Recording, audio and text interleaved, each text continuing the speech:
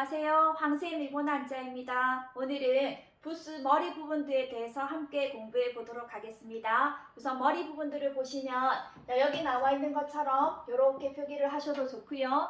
또는 세로로 이렇게 세워서 이렇게 표기를 하셔도 좋겠습니다. 이거 보시면은 꼭 모자를 쓴 모양이거나 아니면 요 위에 부분이 약간 상투를 튼 모양처럼 생겼는데 그거를 연상을 하시면은 여러분들이 수월하게 머리 부분 두다라고 기억을 하실 수 있을 것 같습니다. 자, 이 머리 부분 두가 사용된 글자를 하나 보겠는데 옆에 저자시, 시장을 나타내는 저자시 또는 행정구역을 나타내는 시에 해당하는 글자라고 보시면 되겠습니다. 여기는 이렇게 연결되어서 쓰여 있는 것처럼 보이는데 자, 쓰실 때는 오획으로 쓰셔야 됩니다. 그래서 하나, 둘, 셋, 넷, 다섯 이렇게 표기를 하시는데요. 자, 요 위에 부분은 머리 부분 두이고요. 자, 요 밑에 부분은 자 막대기에 수건이 이렇게 걸려있는 그런 모습을 연상하실 수 있으실 건데 자, 요 글자가 수건건입니다. 수건건.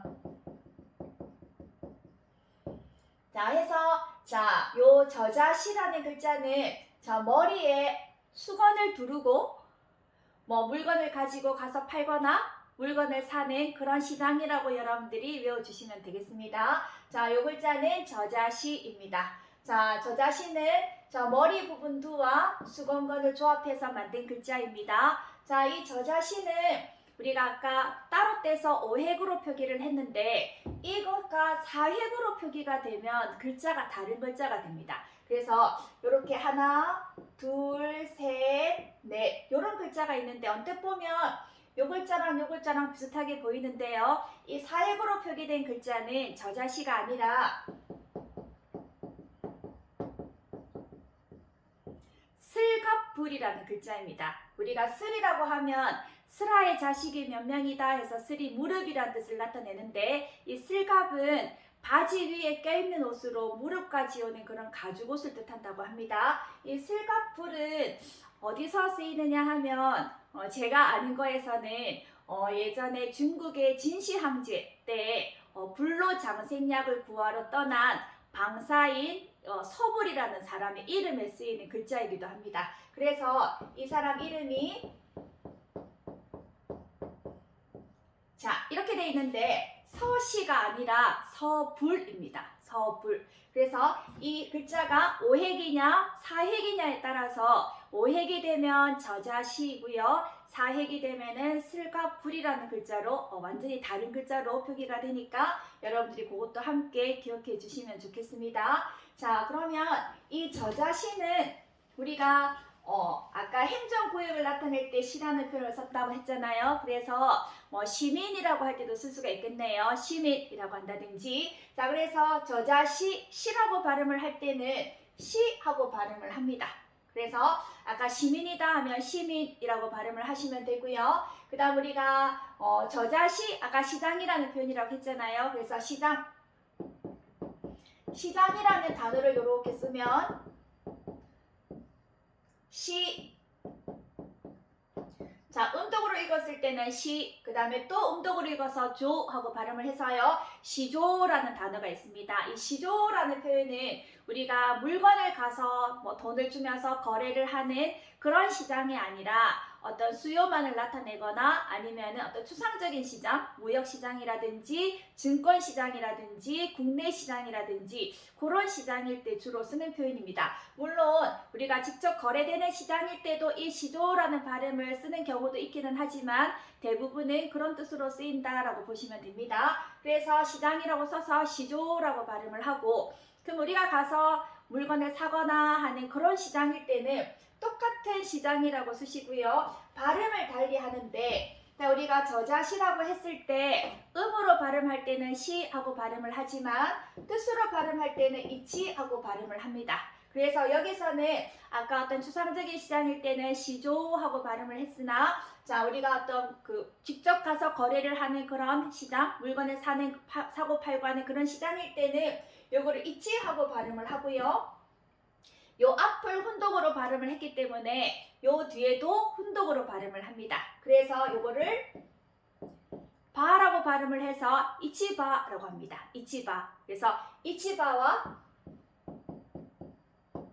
시조의 차이에 대해서도 여러분들이 함께 외워두시면 좋겠습니다. 그래서 우리가 보통 아침 시장이라는 단어를 쓰는데요. 제가 예전에 일본에 갔었을 때 슈퍼마켓 앞에 보면 아침 일찍 뭐 생선을 판다든가 또는 어떤 신선한 어떤 그런 물건들을 팔 때 거기다가 아침 시장이라고 써붙여 놓은 걸 봤었는데, 자, 아침 시장은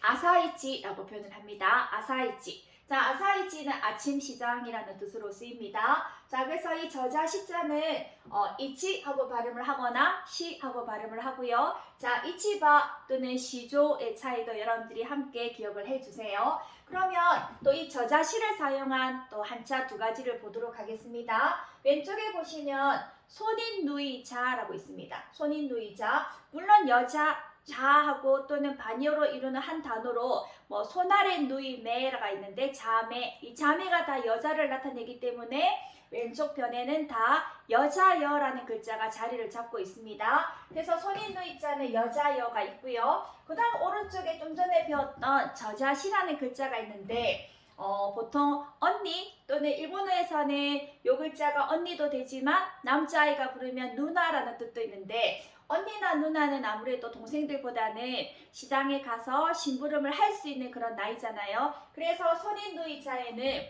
여자여에다가 저자시가 함께 조합된 그런 글자라고 보시면 되겠습니다. 그러면은 아까 손인누이자가 있으면 손아래 누이매가 있을 텐데, 자, 마찬가지 두 개 다 여자가 들어간댔습니다. 그럼 이제 언니가 시장 갈 만한 나이가 됐는데 여동생은 아직까지 그럴 나이가 덜 됐잖아요. 그래서 안일미자를 써서 해서 얘가 손 아래 누이 매입니다. 그래서 이거 두 개가 합쳐지면 자매가 되겠는데요. 자, 자라고 해서 자라는 음독으로 익히게 되면 시 하고 발음을 합니다. 그러면 또 매라는 음독으로 익히게 되면 마이라고 발음을 합니다. 그래서 자매는 시마이라고 합니다. 시마이. 그래서 뭐 세 자매입니다 라고 하면 산시마이라고 발음을 하시면 되겠는데요. 근데 또 하나만 해서 언니나 누나 이렇게 훈독으로 발음을 할 수가 있는데, 훈독으로 발음을 했을 때는 언니나 누나는 아내라고 표현을 합니다. 아내. 자, 근데 일본어에서는 호칭을 부를 때 자기 가족을 남한테 부를 때 또는 남의 가족을 이렇게 불러줄 때는 호칭법이 다른데, 자, 내가 남한테 우리 언니나 누나를 나타낼 때는 아내라고 표현을 하지만 남의 누나나 남의 언니를 불러줄 때는 앞에도 존경 접두어 뒤에도 전미어를 붙여서 높여서 부르는 방법을 쓰게 되는데요. 그럴 때는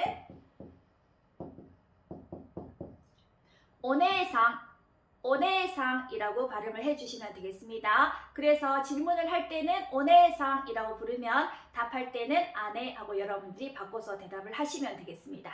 또는 직접 부를 때는 뭐 누나가 많다 그러면 누구 누나 이름을 넣어서 부르기도 하잖아요. 근데 만약에 누나 이름이 아야다 그러면 아야네 이런 식으로 부르는 방법도 있습니다. 그래서 손인누이자, 손아래 누이매는 여동생인데 여동생은 이모토라고 발음을 합니다. 이모토.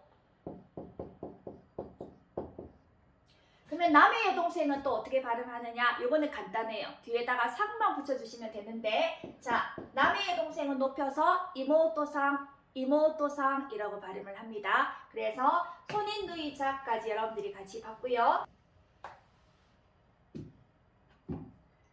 자, 그 다음 글자 허파페를 보겠습니다. 자, 이 허파페는 여러분들이 보시면 왼쪽에 달월과 그리고 요 저자시가 조합되어 있는 글자인데요. 자, 여기서 보이는 이 달월 글자는 그냥 달월이 아니라 육달월입니다. 육달월은 자, 우리가 고기육, 자, 요거를 고기육이라고 하는데, 자, 단독으로 쓰일 때는 이렇게 쓰이지만 저 고기 육자가 붓으로 들어갈 때는 이렇게 달월 모양으로 변하게 되는데요. 그러면 저 달월이랑 또 여러분들이 구분이 안 되니까 여기서는 변형된 고기육은 육달월이라고 표현을 합니다. 자, 그래서 주로 이 하나로 쓰일 때는 얘가 다롤이 되겠지만 붓으로 쓰이게 되면 자 다롤인 경우일 때는 주로 오른쪽에 표기가 되고요. 그 다음에 왼쪽에 이렇게 오게 되는 경우일 때는 6다롤이라고 보시면 됩니다. 그래서 붓으로 쓰였을 때는 다롤로 쓰이는 것보다는 6다롤로 쓰이는 것이 훨씬 빈도율이 높아서 뭐 85%에서 90% 정도 여러분들이 보시면 되겠는데요. 자, 이 6다롤은 몸하고 관계되는 겁니다. 자, 우리가 몸하고 관계되는 것인데 자, 시장처럼 굉장히 바쁜 역할을 하는 그런 기관입니다. 우리가 호파라고 하면 들숨과 날숨을 통해서 산소를 마시고 이산화탄소를 배출하는 그런 기관인데 굉장히 바쁜 역할을 하는 기관이잖아요. 그래서 자, 6다롤에다가 저자시를 조합한 그런 글자입니다. 네, 뜻은 허파페라고 합니다. 허파페. 자, 이 페는 음독만 존재를 하고 훈독은 존재하지 않는 글자입니다. 그래서 음독은 하이라고 발음을 합니다. 하이. 자, 우리가 폐라고 하면 물론 폐 하나만 쓰이기도 하지만 폐렴이라고 한다거나 또는 심폐정지라고 하거나 그런 단어를 만들게 되는데 자, 폐렴이라고 했을 때는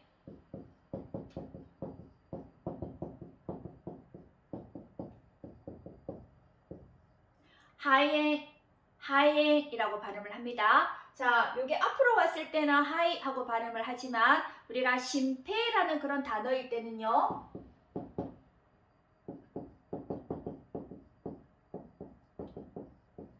자, 조금 발음이 변형이 되었습니다. 자, 반타금이 찍혀서 심파이라고 발음을 합니다. 그래서 자, 허파페는 하이 또는 오늘 위치에 따라서 파이라고 발음을 하는 경우도 있다라고 여러분들이 기억을 해주세요. 자, 오늘은 머리 부분들을 이용한 그런 글자들을 살펴봤습니다. 우선 저자시, 그리고 손인누이자, 그리고 허파페까지 알아봤습니다. 여러분 많이 도움이 되셨습니까? 수고 많으셨고 저는 또 다음 시간에 찾아뵙도록 하겠습니다. 오츠카레사마 데시타.